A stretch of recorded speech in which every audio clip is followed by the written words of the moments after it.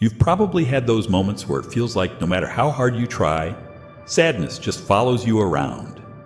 Maybe you think it's something you can't shake, like a cloud that just won't go away, no matter how hard you wish for sunshine.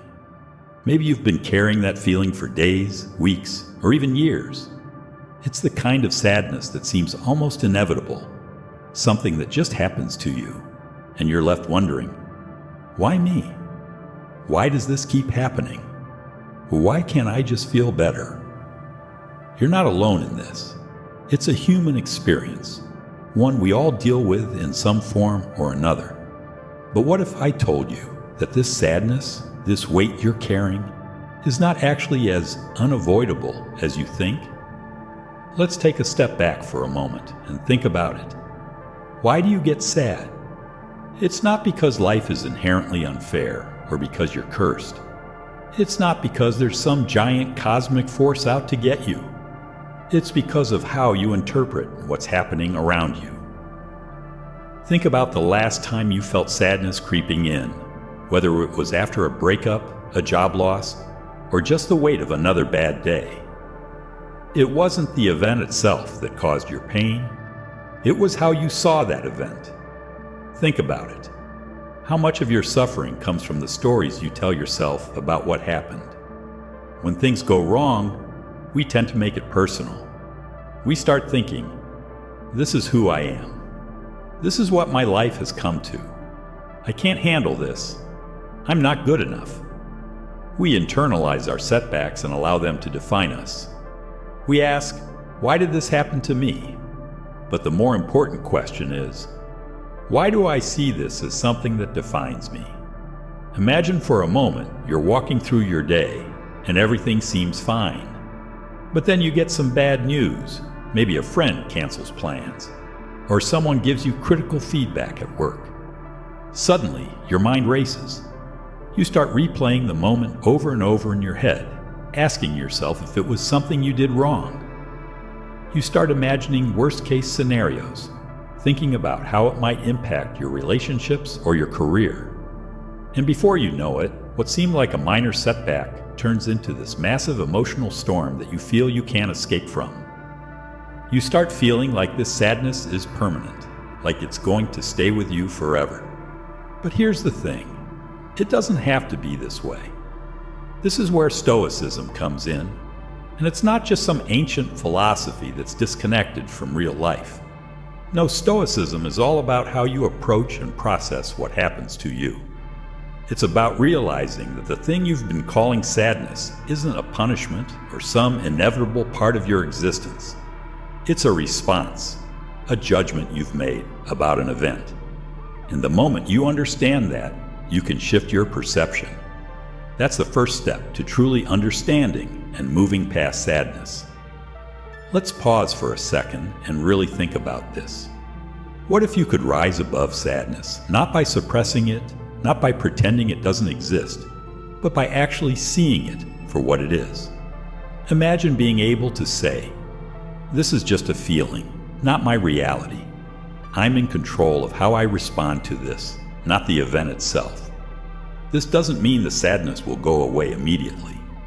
But what if instead of being swallowed by it, you could stand back and say, okay, I'm experiencing this right now, but I can choose how I deal with it.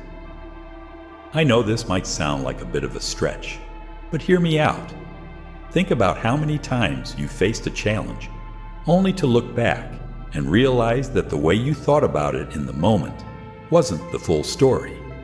How many times have you been upset over something that, in hindsight, didn't matter nearly as much as you made it out to be? It happens to all of us. We blow things out of proportion because of the way we're seeing them in the moment. This is what the Stoics taught us. They understood that emotions like sadness aren't necessarily a reflection of the world around us, but of our perceptions of it. When you realize that sadness is a reaction to what's happening and not the event itself, you start to understand that you can change how you respond. Think about it. Have you ever been upset about something, only for time to pass, and you look back with a different perspective? Something that once felt like a heavy burden suddenly seems manageable or even trivial. That's because you've gained distance from the event and your mind has shifted. The Stoics believed that the key to managing sadness isn't to avoid it, but to face it with wisdom and control. Let's break that down. Imagine someone loses their job. That's an obvious reason for sadness, right? But what if they saw it not as a failure, but as an opportunity to reassess their career, explore new possibilities, and ultimately grow stronger from it? What if that initial sadness, instead of defining them, became a catalyst for self-improvement? They might feel sad at first, but they won't let it be the thing that defines their story. Instead, it becomes the thing that moves them forward, and that's the power of perspective. I want you to take a moment and think about the last time you felt sadness. Really feel it again for a second. But now ask yourself, what if I was wrong about this? What if my interpretation of the situation isn't the only way to see it? What if this feeling doesn't define who I am? The Stoics teach us that we have the power to shape our response to life's events. When you stop viewing sadness as something that happens to you and start seeing it as something you can respond to, you begin to reclaim your inner strength. Sadness loses its grip on you. You start to realize that it's just an emotion, like any other, that you can observe, understand, and ultimately control. And here's the kicker. You're not alone in this. The Stoics weren't some special breed of people who were just born with this wisdom. They were regular people who experienced life's ups and downs just like we do. They didn't have magic powers to avoid sadness. What they had was a mindset that allowed them to move through sadness, to grow from it, and to come out on the other side stronger. So here's the challenge for you. Next time you feel sadness creeping in, pause, take a step back, and ask yourself, how am I seeing this situation? Is this sadness a permanent state, or is it just a passing feeling that I have the power to manage? You might be surprised at how much control you actually have when you start questioning your own interpretations. And that, my friend, is the beginning of truly understanding how to rise above sadness. It's not about making it disappear. It's about learning how to coexist with it, learn from it, and transform it into something that helps you grow, not something that holds you back. So as you go through your day, keep that thought in mind. The next time sadness shows up, remember that it's just a signal that you can control, not a storm that controls you. You've got this. And the more you practice this, the more you'll realize that sadness doesn't have to define you. It's just a feeling, and you get to decide how it affects you. What's your next step going to be? Part 2. What Stoics knew that we forgot. You know, there's this one thing the Stoics understood, and it's something we've completely forgotten. They knew, deep down, that there's one thing you can always control in life, and that's yourself.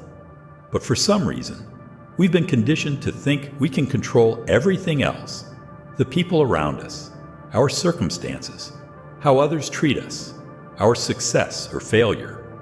We're taught from a young age that if we try hard enough, we can make things go our way. And if they don't, it's somehow a personal failure. But the Stoics, those ancient philosophers who've been around for over 2,000 years, had a radically different idea. We can't control the outside world, but we can control how we respond to it. Imagine for a moment you're walking down the street and someone bumps into you.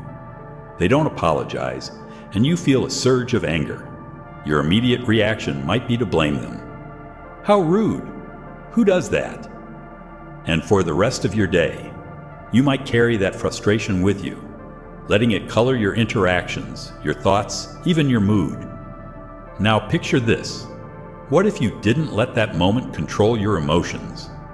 What if, instead of blaming the person, you took a step back and thought, well, they might be having a bad day, or maybe they didn't notice. But I choose how I respond. How different would your day feel if you had that kind of control? The Stoics were masters of this kind of mental discipline. They understood that life throws all sorts of things at us, some good, some bad. But what we often forget is that it's not what happens to us that causes suffering. It's how we respond to it.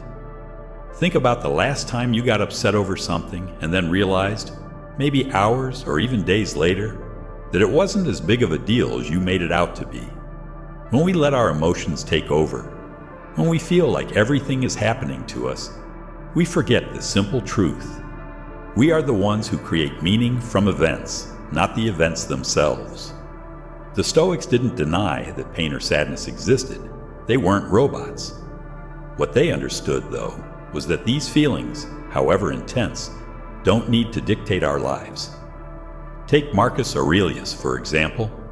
Here was a man who ruled an empire, dealing with constant political strife, wars, personal loss, and health problems. Yet, in the midst of all this, he remained focused on his thoughts and responses. He didn't let the chaos of the world overwhelm him because he knew that how he responded was within his control. He wrote in his journal, "You have power over your mind, not outside events." That's something we've forgotten today, but the thing is, it's not enough to simply hear these words and nod along. It's about practicing them in everyday life. Think about a time when you were upset, maybe about a tough situation at work or a conflict with a friend. What happened when you tried to control everything around you? It probably didn't end well, right? In fact, trying to force things to go your way usually leads to frustration and even more anxiety. But what if you could step back and realize that the only thing you really have control over is your reaction? This is where the Stoics shine. They practice something called the dichotomy of control, which basically means you separate what's in your control from what's not. And anything outside of your control, you let it go. It's a simple concept, but a tough one to practice in real life. Imagine a friend tells you something hurtful. The easy thing to do is get angry, feel disrespected, and maybe even hold on to that resentment for a while. The Stoic way, though, would be to examine the situation and ask, what can I control here? I can't control what my friend said, but I can control how I respond. Maybe instead of getting angry, you can ask yourself why their words hurt you. Perhaps it's because of a past experience or an insecurity you haven't dealt with. In that way, the Stoic approach doesn't let external events define your emotional state. It gives you the power to create your emotional response from within. The Stoics also practice something called negative visualization. This might sound strange at first, but hear me out. They would imagine losing things they valued, whether it was a loved one, their wealth, or even their health. Not because they were morbid, but because they wanted to prepare themselves emotionally for the inevitable. It's not about expecting the worst to happen, but rather about becoming mentally stronger by accepting that life doesn't owe us anything. We can't control what happens, but we can control how we face it. When you're prepared for loss, disappointment, or failure, you won't be blindsided when they come. I know that sounds counterintuitive. Why would anyone want to imagine losing things they care about? Well, think about it this way.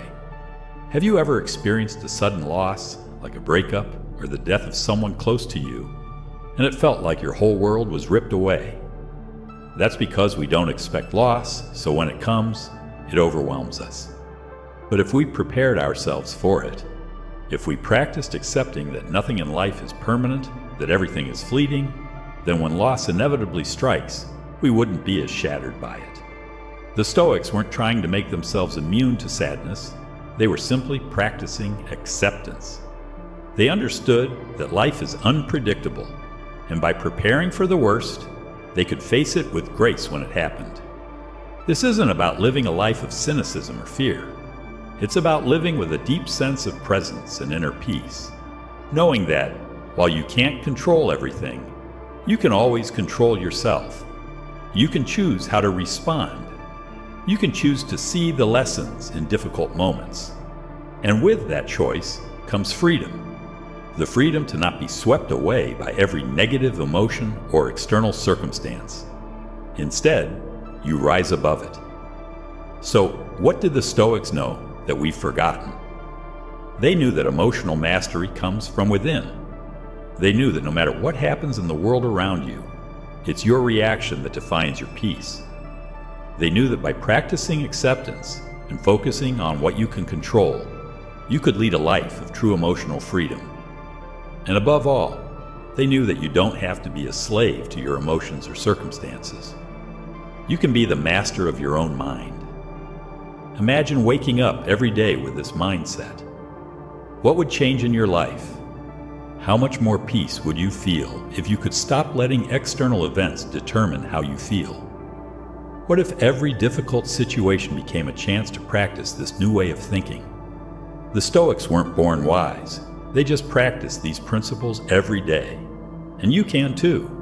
It's all about recognizing that the power to shape your life is in your hands, not in what happens to you, but in how you choose to respond. So the next time life throws something your way, ask yourself, how can I control my response to this? What can I learn from this situation that will make me stronger? That's the Stoic mindset, and it's waiting for you to embrace it.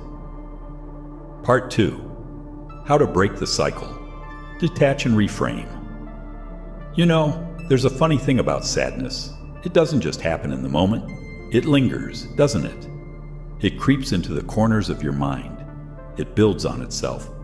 And before you know it, you're stuck in a cycle of overthinking, replaying, and dwelling. You feel like you're trapped in your own head, spiraling further down into negative thoughts. And here's the catch. The more you focus on the sadness, the deeper that cycle gets. The more you try to fix it, the more it seems to hold on to you. But what if I told you that the key to breaking this cycle isn't by fixing the sadness itself, but by changing the way you relate to it? Let's think about this for a second. When sadness strikes, how do you usually react? Do you dive into it? Do you let it take over, letting the sadness dictate your next move? Or do you start running stories in your head, telling yourself things like, I'll never get over this, or this is how my life is now, always? You see, the cycle of sadness doesn't just happen because of what's going on outside of you. It happens because of how you interpret those things inside your mind. And here's the thing, you have the power to change the interpretation. You don't have to stay stuck in that cycle. Think about the last time you felt truly sad. Maybe it was after a tough breakup, or after something didn't work out the way you planned. In the moment, that sadness can feel consuming, like it's never going to go away. It feels like a heavy weight sitting on your chest, pulling you down. But what if, instead of getting swept away by those feelings, you took a moment to detach? What if you could take a step back, even just for a second, and view the situation from a distance? What if you could see your sadness as just a feeling, not you, but just something passing through you? It's a tough idea, I know, but it's this shift that can begin to break the cycle. Here's where the Stoics come in. One of the core teachings of Stoicism is about detachment. It doesn't mean you stop caring about things or people. It doesn't mean you become cold or indifferent. It means you stop letting external circumstances define your emotional state. You create a separation between the event and your reaction to it. When we feel sad, it's easy to think, this is happening to me. This is my sadness. This is my pain. But that's not true. Pain and sadness are just temporary emotional states, not permanent fixtures of who you are. You are not sadness. You are not your emotions. You are not what you're going through right now. It's like this. Imagine you're standing in front of a painting. The painting is full of dark, chaotic colors that make you feel uneasy. You might be looking at it up close, feeling overwhelmed by its heaviness. But what if, instead of getting lost in it, you stepped back and looked at the bigger picture? From a distance, you might see that the chaos is part of a larger composition, something that, when viewed as a whole, has meaning. Now, I know emotions aren't quite as simple as a painting, but the point is, stepping back, detaching from the immediate feeling allows you to see things differently. And when you detach from your sadness, You begin to give yourself the space to breathe, to understand, and to choose how you respond. This is where the art of reframing comes in. The Stoics didn't just detach, they redefined their perception of hardship. Imagine you've just received bad news. Maybe it's a rejection, a failure, or even the end of something important to you. The immediate reaction is usually to get upset, to feel hurt. But the Stoic approach would ask you, is this really something to be upset about? Or could this be an opportunity for growth? Reframing doesn't deny your emotions or your pain. It simply challenges the way you view the situation. It's about shifting your perspective, stepping back, and asking yourself, what can I learn from this? Let's use an example to make it more real. Say you've been working on a project for weeks, pouring in hours of effort and energy, only for it to fall apart. At first, the sadness and frustration are natural. You feel like all that time was wasted. But what if, instead of focusing on the failure itself, you reframed it? What if you said, okay, I didn't get the result I wanted, but what can I learn from this? How can this help me improve next time? This doesn't mean you ignore the pain. It doesn't mean you bypass your emotions. But it does give you a new lens through which to view the situation, and it frees you from staying stuck in the cycle of sadness. Reframing also works when we face loss. I know it's hard to imagine in those moments of intense grief, but loss can also teach us something profound. It can remind us of what we truly value. It can bring us closer to the people we care about, and it can help us appreciate the fleeting nature of life itself. Again, this isn't about denying the sadness or pretending everything is fine. It's about finding meaning in the experience, and that in itself is incredibly powerful. Now, I know what you might be thinking. This sounds good in theory, but when I'm in the middle of feeling sad, how am I supposed to detach and reframe? It's not that easy. And you're right, it's not. But here's the thing. Detachment and reframing aren't magic tricks. They're tools. And just like any tool, they take practice. The more you practice stepping back and reframing your thoughts, the easier it becomes. It doesn't happen overnight, but with time, you'll find that you start catching yourself in the cycle of sadness sooner and sooner, and you'll start practicing detachment more easily. It becomes a habit, a mental muscle you strengthen with every use. Think about it like this. Let's say you're learning a new instrument, like the guitar. At first, your fingers feel clumsy, the strings hurt your fingers, and the music doesn't sound quite right. But the more you practice, the more natural it becomes. The same goes for your emotional responses. At first, reframing might feel awkward. Detachment might feel like you're putting distance between you and your feelings, almost like you're not being true to yourself. But as you continue, it starts to flow more naturally, and you realize that you don't have to be overwhelmed by every emotion that comes your way. I want you to take a moment and reflect on something in your life that has caused you sadness. Maybe it's a lost opportunity, a failed relationship, or something else you've been carrying around for a while. Now ask yourself, how could you reframe this? What would happen if you detached from the immediate emotion and looked at the situation as an opportunity for growth, learning, or personal strength? It's not about making the sadness disappear, but about recognizing that it doesn't have to define you. You have the power to choose how you respond. So the next time sadness comes knocking, remember this. You don't have to answer it right away. Step back, detach, reframe. Look at the situation from a distance and give yourself the space to choose your response. This is how you break the cycle. This is how you stop being swept away by the tide of negative emotions. And in doing so, you begin to master your emotions rather than letting them control you. The power's in your hands. Just take a step back and start seeing things from a new perspective. Part 3, build the resilience muscle. Daily training of the mind. Have you ever heard someone say, I just can't handle this anymore? Or maybe you've said it to yourself. The weight of life's struggles, the disappointments, the setbacks. They can feel like too much sometimes. And it's easy to think that some people just have it easier, right? They seem to glide through tough times, and maybe you feel like you're always fighting to stay afloat. But here's the hard truth.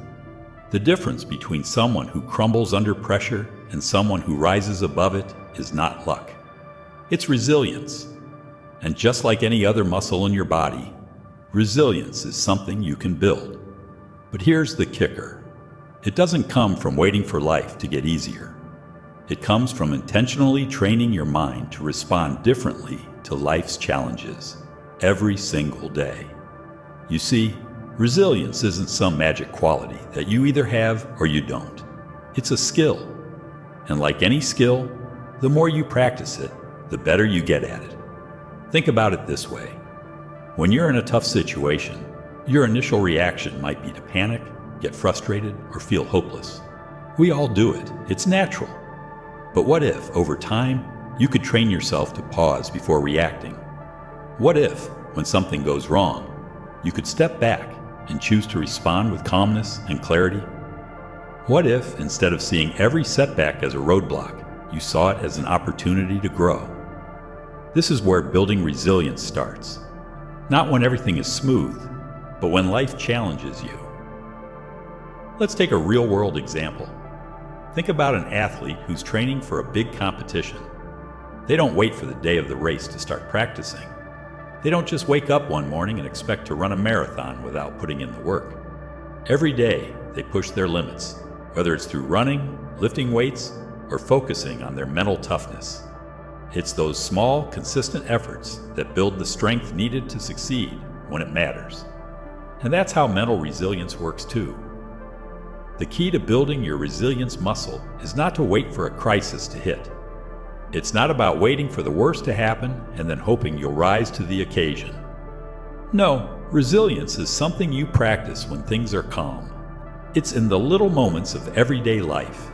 It's in how you respond to the everyday frustrations, the little setbacks, the unexpected changes. Do you get upset when you're stuck in traffic, or do you take a deep breath, accept it, and move forward? Do you get overwhelmed by a difficult task at work, or do you break it down into manageable steps? These small, seemingly insignificant moments are where resilience is built. Now, I'm not saying it's easy, far from it. I get it. Life can throw some heavy punches, and it can feel like everything is stacked against you. But here's the thing. Resilience doesn't mean you won't feel hurt or upset when things go wrong. It doesn't mean you have to be perfect or never have a bad day. What resilience means is that, in those tough moments, you won't be consumed by the emotions. You won't let fear, anger, or sadness control you. Instead, you'll have the ability to step back, evaluate the situation, and respond in a way that strengthens you. So how do you train your mind for resilience? It starts with awareness. You have to pay attention to your reactions. Every time something small sets you off, ask yourself, why am I reacting this way? Is this reaction serving me? For example, maybe your partner says something that rubs you the wrong way. Instead of jumping into an argument, pause for a second. Ask yourself why it triggered you. Is it something about them, or is it something about you? Maybe an insecurity or fear you haven't addressed yet.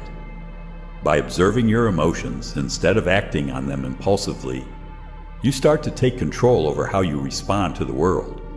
But it's not just about observing, it's also about preparing. Just like an athlete trains before the big game, you have to prepare yourself mentally for life's inevitable challenges. One of the best ways to do this is through daily reflection. Take a few minutes each day to review how you handled things. Did you lose your temper when you didn't need to? Did you handle stress well, or did you let it overwhelm you? And most importantly, ask yourself, what can I do differently tomorrow? This kind of self-reflection helps you learn from your experiences and make adjustments. Another key practice is mindfulness. When you start practicing mindfulness, you learn to focus on the present moment, which helps you keep your calm when things start to spiral. Instead of letting your mind race ahead and predict the worst outcome, you bring yourself back to the here and now. You remind yourself that in this moment, you are okay. You don't have to have all the answers right now. And most importantly, you can handle what comes your way. Building resilience also involves pushing yourself out of your comfort zone, little by little. You don't have to run a marathon tomorrow, but you do have to start putting yourself in situations that challenge you. Maybe it's speaking up in a meeting when you'd normally stay silent. Maybe it's taking on a difficult project that you've been avoiding. Whatever it is, start small. The more you stretch your limits, the stronger your resilience muscle becomes. And here's something important to remember. Resilience isn't about being invincible. It's about being able to get back up after life knocks you down. It's about being able to look at the challenges you face and say, I may not have all the answers, but I'm going to keep moving forward. I'm going to keep going, even when it's hard. Resilience is the quiet strength that says I may not be where I want to be yet, but I am moving forward. It's about embracing the struggle, not running from it. Let's be honest, life is never going to be without difficulty. We all know that. But what makes someone resilient isn't that they avoid pain. It's how they face it. They face it with the knowledge that even in the darkest moments, they are learning, growing, and becoming stronger. And this isn't just a nice idea, it's a reality. People who practice resilience daily build mental and emotional strength that serves them in the most difficult of times. So I want you to think about this. What if today was the day you started building your resilience muscle? What if you began with just one small action?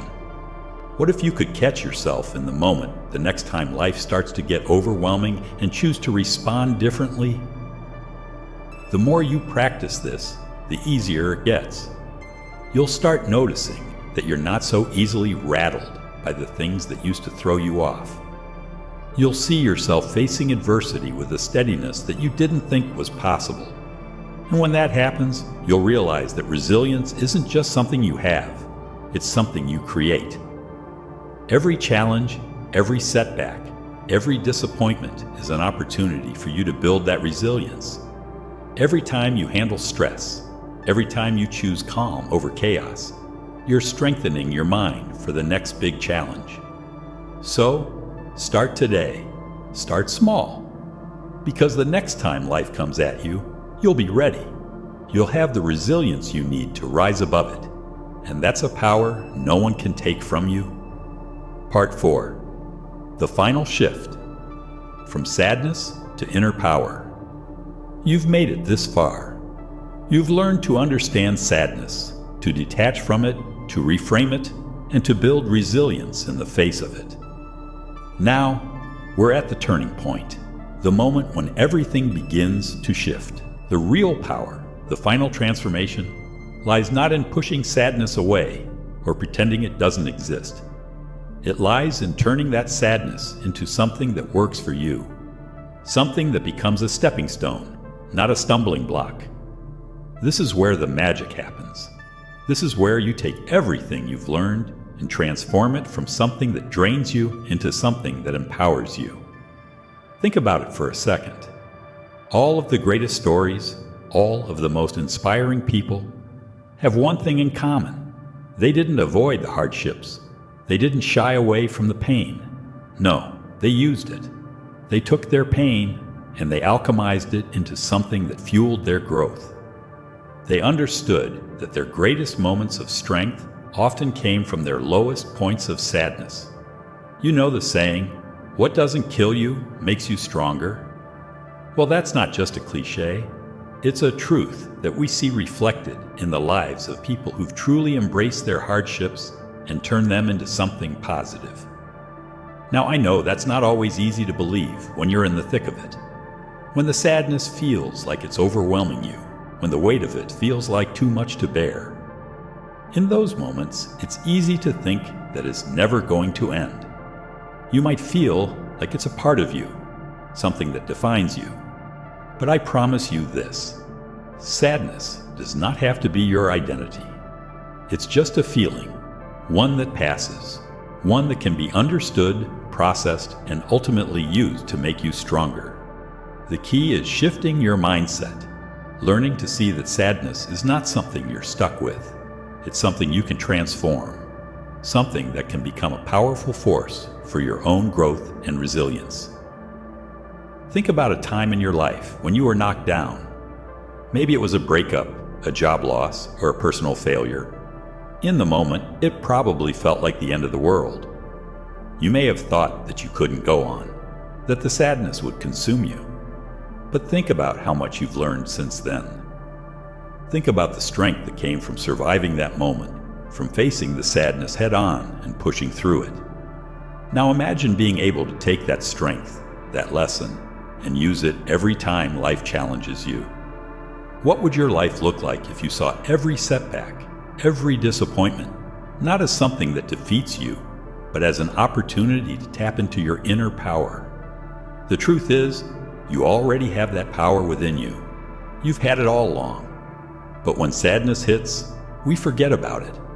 We become so wrapped up in our emotions that we lose sight of the strength that we can draw from them. We forget that sadness, pain, and suffering are universal experiences. And in many ways, they are the raw materials from which we build our inner power. But we have to choose to do it. We have to decide that no matter what happens, we will not be defined by our sadness. We will not be held back by it. Instead, we will use it to become stronger, wiser, and more resilient. Let me give you a simple example. Imagine you're standing at the edge of a river. The water is flowing fast, it's turbulent, and it looks impossible to cross. You could stand there forever, paralyzed by fear and doubt, convinced that the river is too strong for you to ever get across. Or you could start looking for a way to navigate it. Maybe you find a steady rock to step on. Maybe you learn to read the flow of the water, understanding where it's safe to cross. You might slip. You might get knocked off balance. But with each step, you grow more confident. The river, which once seemed impossible to cross, now feels like a challenge you can handle. The sadness you're experiencing is just like that river. It's fast, it's fierce, and it can feel overwhelming. But if you choose to face it, to step into it, you'll learn to navigate it. And with every step you take, you'll become stronger, more capable, more powerful. This is where the final shift happens. It's the shift from being a passive participant in your sadness to becoming an active creator of your own strength. It's the realization that you have the ability to transform your emotions, to shape them, and to use them as fuel for growth. This shift doesn't happen overnight. It's not something you do once and forget about. It's a practice, a daily decision to rise above your emotions and become the person who isn't defined by the challenges they face, but who uses those challenges to rise even higher. Now here's the call to action. What if you could take the lessons you've learned about sadness, about resilience, about perspective, and apply them every single day? What if, instead of letting sadness consume you, you chose to let it teach you? What if every time you felt down, you used that as a reminder to go inward, to tap into your inner power and to emerge stronger? What would happen if, every single day, you worked on strengthening that muscle of resilience, of emotional mastery, of inner strength? You don't have to wait for a perfect moment to start. The moment is now. The next time sadness comes your way, don't just let it drag you down. Don't let it define you. Instead, use it. Use it as a reminder of your strength, of your ability to rise above it. Step into the river one step at a time, knowing that you have everything within you to navigate it. The more you practice this, the more it becomes second nature. And eventually, you'll reach a point where sadness no longer feels like something that controls you. It becomes something that you can use to fuel your growth. So here's the challenge. Start today. When sadness shows up, don't retreat. Don't shrink back. Step forward. Look for the lesson. Look for the growth. And in doing so, you will transform not just your sadness, but your entire life. because you have the power to do that. It's inside you right now, waiting to be tapped into. All it takes is the decision to make that shift. And once you make that decision, you'll never look at sadness the same way again. It won't be your enemy anymore. It will be your teacher, your guide, and your stepping stone to becoming the strongest version of yourself. So, what are you waiting for? The power to change your life is in your hands. Now go take it.